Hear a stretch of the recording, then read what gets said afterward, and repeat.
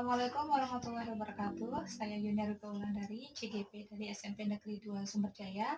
Hari ini saya akan melaksanakan supervisi akademik dalam pembelajaran dengan paradigma berpikir coaching.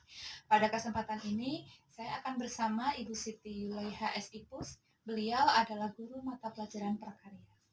Assalamualaikum Ibu Yuli. Waalaikumsalam. Gimana kabarnya Ibu? Alhamdulillah baik hari ini. Ya. Jadi hari ini kita akan melaksanakan supervisi ya Ibu untuk mengamati bagaimana pembelajaran Ibu di kelas. Jadi tujuan dari supervisi ini adalah untuk meningkatkan potensi yang Ibu miliki sebagai guru. Diharapkan dengan adanya kegiatan supervisi ini akan memberikan dampak yang positif bagi murid, kemudian bisa menjadi bahan untuk pembelajaran bagi Ibu dalam kegiatan pembelajaran nanti. Baik Ibu, dalam supervisi akademik ini ada 3 tahapan. Yang pertama yaitu pra-observasi, kemudian yang kedua observasi, dan yang ketiga pasca observasi. Pada kesempatan ini saya akan melaksanakan kegiatan pra-observasi ya Ibu. Jadi untuk yang pertama, kira-kira materi yang akan Ibu persiapkan untuk kegiatan observasi nanti materinya apa Bu? Materinya tentang kerajinan bahan lunak yang akan diajarkan di kelas 7. Ya. Kemudian tujuan pembelajaran yang ingin Ibu capai seperti apa? Tujuannya agar anak-anak bisa memahami apa itu namanya kerajinan bahan lunak. Kemudian mereka juga dapat mengelola, kemudian mengerti bagaimana teknik cara membuat kerajinan dari bahan lunak. Ya, menarik sekali ya Ibu. Kemudian untuk merealisasikannya, bagaimana strategi pembelajaran yang ingin Ibu terapkan? Saya menggunakan strategi pembelajaran berdiferensiasi agar anak-anak lebih paham dari pembelajaran itu sendiri. Ya. Kemudian model atau metode pembelajaran yang ingin Ibu gunakan seperti apa Ibu? Modelnya menggunakan cooperative learning aja, jadi biar anak-anak juga paham masalahnya apa, kemudian mereka dapat memecahkannya bagaimana. Jadi sudah sangat dipersiapkan sekali ya Ibu ya. Nah kemudian harapan Ibu ketika supervisi atau pelaksanaan observasi nanti seperti apa? Bagaimana Bu? Harapannya itu anak-anaknya ya supaya mengerti ya bagaimana yang namanya pelajaran prakarya ini kan menghasilkan sebuah karya. Iya. Jadi anak-anak bagaimana caranya menghasilkan sebuah karya, kemudian mereka dapat semangat, terus motivasinya dalam belajar juga itu dapat terlihat. Baik Ibu, semoga nanti kegiatan supervisi atau kegiatan observasi akan bisa berjalan dengan baik sesuai dengan rencana yang sudah Ibu persiapkan ya Ibu ya. Rencananya nanti kita akan masuk ke kelas setelah jam istirahat ya Ibu, berarti jam ke-3 atau jam ke-4 ya. Baik, terima kasih. Begitu untuk kegiatan pra-observasi saya rasa cukup ya Ibu. Baik, kegiatan pra-observasi untuk sesi kali ini sudah saya rasa cukup. Terima kasih.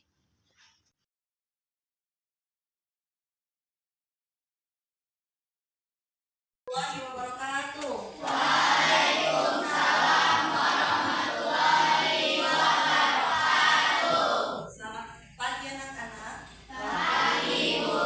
Sehat semua? Sehat. Sudah berdoa? Sudah. Alhamdulillah pagi ini kita bertemu lagi di kelas 7 tentang pelajaran SBDP yang akan Ibu sampaikan pada hari ini ya. Sebelum kita memulai pelajaran, kalian sudah berdoa. Ibu absen terlebih dahulu ya. Siapa yang belum yang hadir pada hari ini? Siapa yang tidak hadir hari ini? Agesti sama Arif. Mana?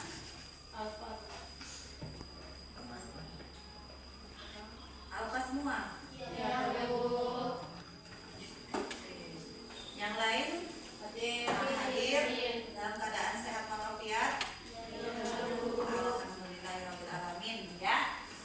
Pada pagi hari ini kita belajar SBDP melanjutkan tentang pelajaran hari kemarin ya. Kalau kemarin kita belajar tentang kerajinan bahan keras, sekarang kita akan melakukan namanya pembelajaran dengan materi kerajinan dari bahan lunak ya. Kemudian ada yang tahu apa itu bahan lunak?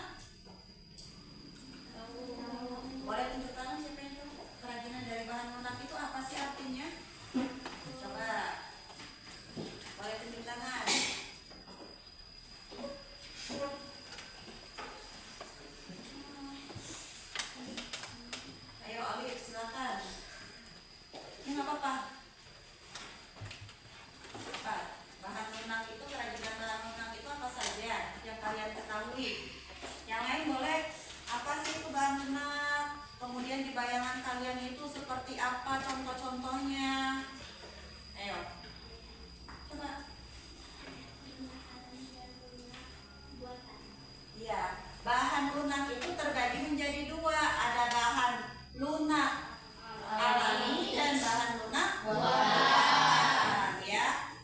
Kalau dari segi arti atau pengertiannya, bahan lunak itu adalah kerajinan bahan lunak itu kerajinan yang bahan dasarnya dari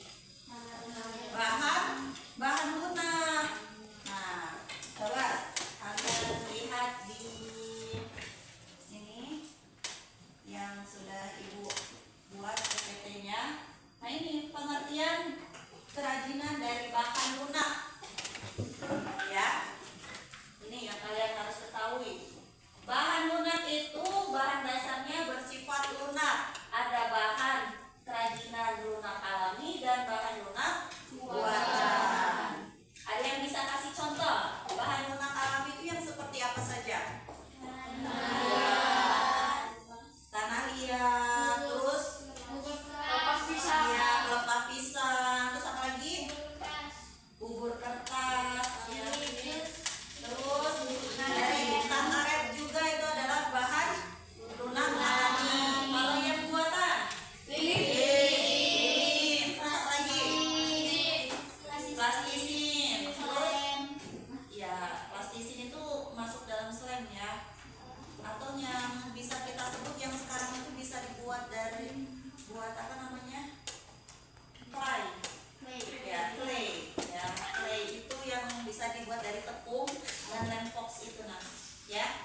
Nah, itu adalah contoh dari bahan lunak alami dan bahan lunak buatan, ya. Ada yang ingin ditanyakan sampai sini? Insya Allah ngerti, ya.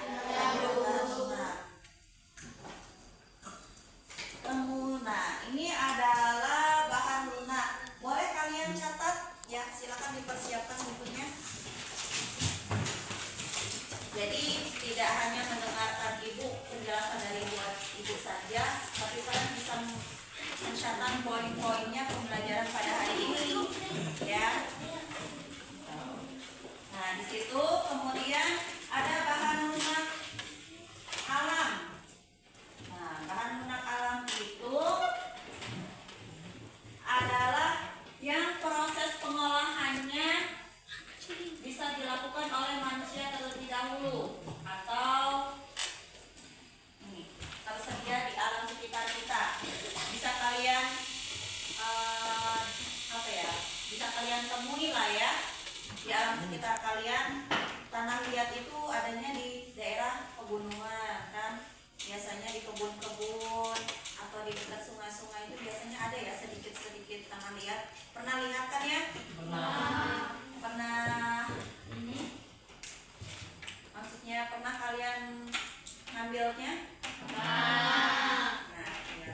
Nanti setelah kegiatan Ibu sampaikan materi ini, kalian boleh bisa membuat kerajinan dari bahan lunak, ya.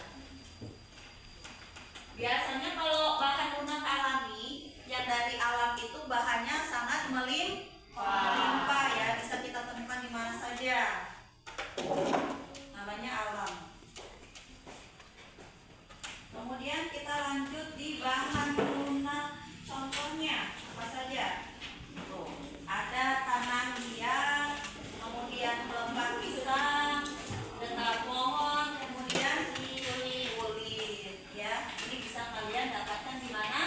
Di mana saja. Oke.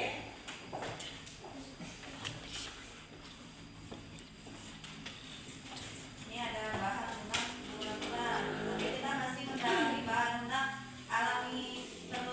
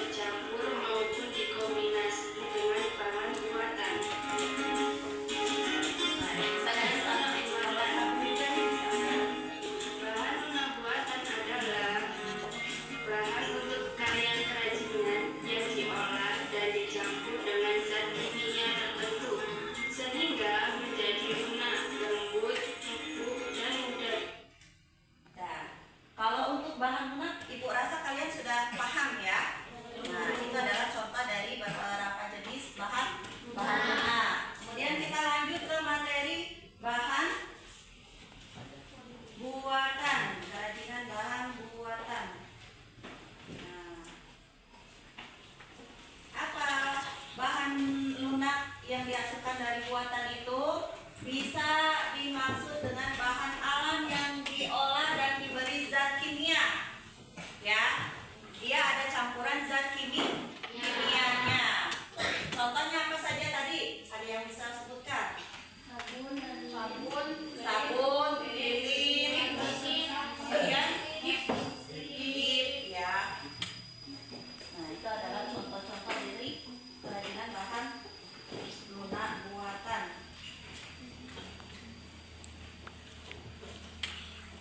Kemudian pengolahannya. Nah, kalau untuk pengolahan tadi sudah Ibu sampaikan kepada kalian bahwasanya di YouTube tadi bisa kalian lihat ya, contoh-contohnya bisa dibuat menjadi apa itu? Menjadi hiasan, kemudian menjadi gentong gitu ya, atau gerabah. Untuk cara pembuatannya bisa kalian nanti lihat di channel YouTube ya. Ditambah-tambahkan apa saja yang bisa digunakan untuk pembuatan. Nah, itu ya langkah-langkahnya. Kemudian bahan apa saja yang bisa kita gunakan untuk membuat kerajinan bahan lunak ya. Nah, kemudian di sini kita akan lihat tentang kerajinan bahan lunak buatan. Kalau tadi bahan alami ya, yang ini adalah bahan buatan.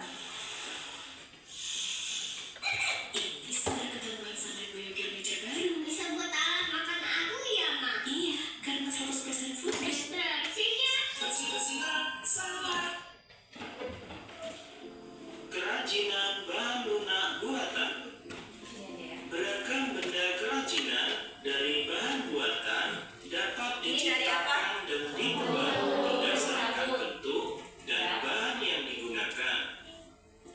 Bahan-bahan yang digunakan bisa berupa lilin, plastik, kaca, gips, semen, fiberglass, sabun, parafin, atau spon. Teknik yang digunakan juga sangat bervariasi, di antaranya dengan gunting, menempel, melipat, mencetak, memahat, dan juga membentuk. Semua disesuaikan dengan desain dan jenis bahan yang digunakan, karena bahan-bahan yang digunakan memiliki sifat dan karakteristik yang berbeda-beda. Sudah paham ya tentang perbedaan antara bahan lunak dan bahan lunak alami dan bahan lunak buatan. Sudah paham ya? Paham lah ya. Nanti kalau kalian ingin belajar bisa cari di channel YouTube-nya ya. Untuk pembelajaran hari ini ada yang ingin kalian tanyakan? Boleh? Tidak ada? Berarti paham semua ya? Tentang cara karakteristik bahan lunak alami, kemudian karakteristik bahan lunak buatan, kemudian bahan-bahan yang didapatkan dari apa saja itu kalian paham ya.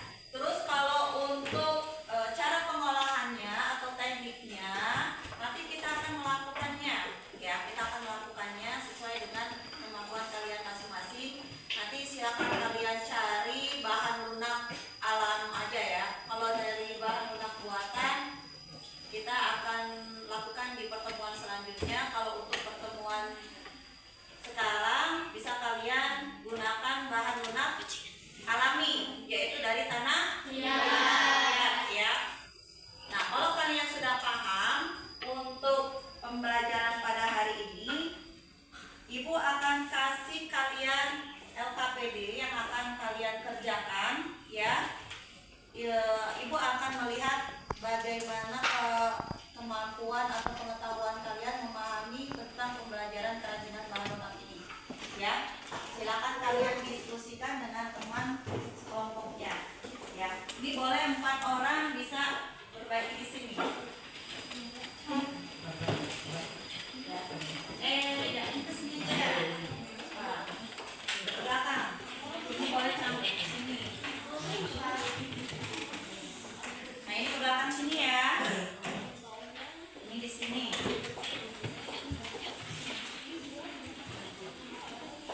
Boleh nada ke belakang, boleh?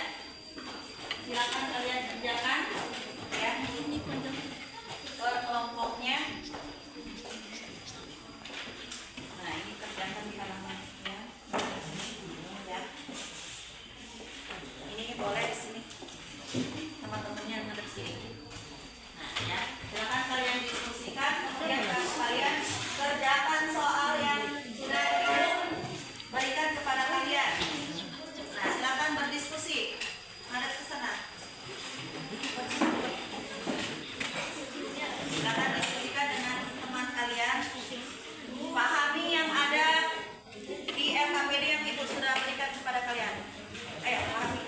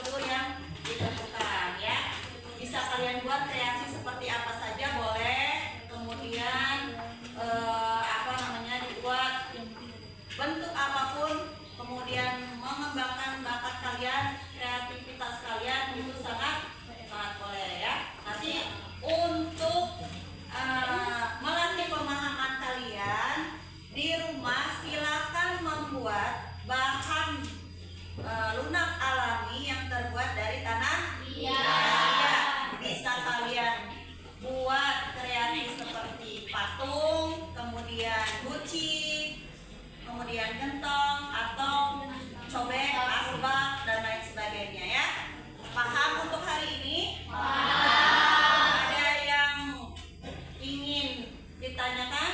Sudah cukup? Oke, kita tetap semangat untuk hari ini ya.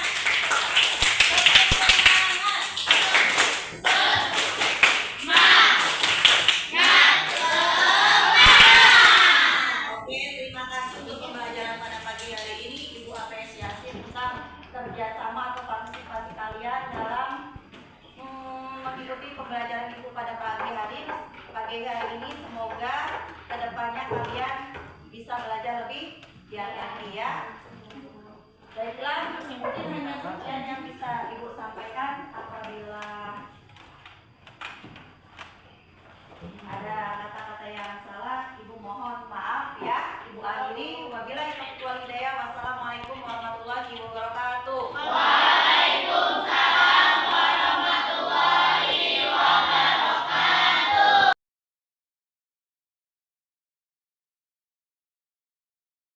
Assalamualaikum warahmatullahi wabarakatuh.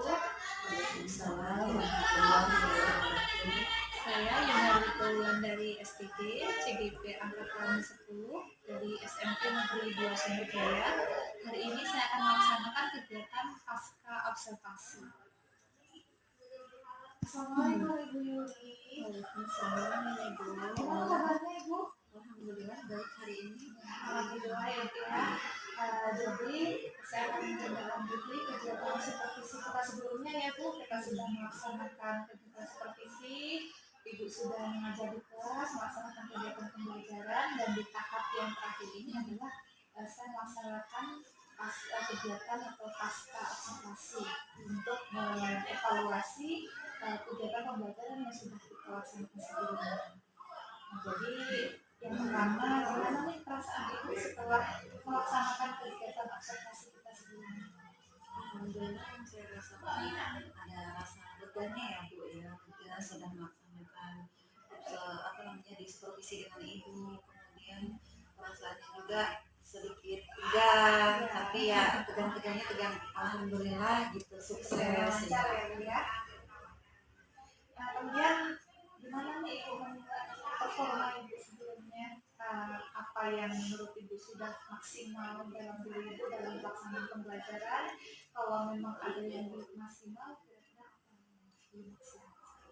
Kalau dari keseluruhan menurut saya pribadi sih alhamdulillah untuk proses pembelajaran sudah bagus. Cuma kemarin waktu pas pelaksanaannya kemungkinan saya kurang di olahraga aja gitu. Mungkin untuk kedepannya sih lebih ke olahraganya lebih banyak. Untuk tetap capaian tujuan pembelajaran seperti apa? Apakah sudah tercapai atau belum? Untuk tujuan pembelajarannya alhamdulillah sudah maksudnya sudah tercapai kepada anak-anak, tinggal penerapannya kepada anak-anak saja di kemudian hari itu semoga lebih baik. Nah, kemudian dari pelaksanaan observasi kemarin, kendala apa yang Ibu hadapi selama melaksanakan kegiatan pembelajaran di kelas? Kalau untuk kendala yang sudah saya sampaikan tadi, untuk alat peraga belum memadai kemarin. Kemudian untuk mengkondisikan anak-anaknya juga masih banyak yang mereka aktif, tapi ada juga yang terlalu aktif, jadi sehingga kelas itu sedikit ribet. Jadi bagaimana rencana Ibu atau yang akan Ibu lakukan ke depannya? Saya sedikit dulu pengennya di kelas itu kedepannya pembelajaran itu lebih aktif, bisa membuat anak lebih semangat lagi. Kemudian peserta didiknya juga apa yang saya ajarkan itu mereka lebih memahami juga dan juga lebih memahami teknik. Lancar ya Bu ya?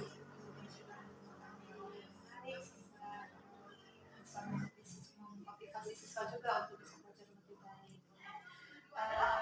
Kira-kira menurut Ibu siapa yang bisa membantu Ibu mewujudkan rencananya di sana?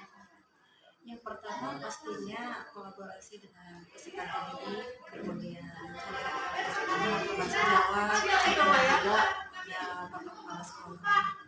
Masih banyak Ibu mulai dari observasi, kemudian kegiatan observasi di kelas sampai sekarang sudah mencapai tahap pasca observasi, sudah berjalan berjalan dengan baik. Terima kasih banyak sudah meluangkan waktunya untuk belajar ini ya. Semoga untuk apa yang sudah kita laksanakan pada saat kegiatan observasi bisa menjadi sesuatu pembelajaran, bisa mengembangkan lagi kemampuan kita sebagai seorang pendidik dan juga bisa memberikan dampak yang positif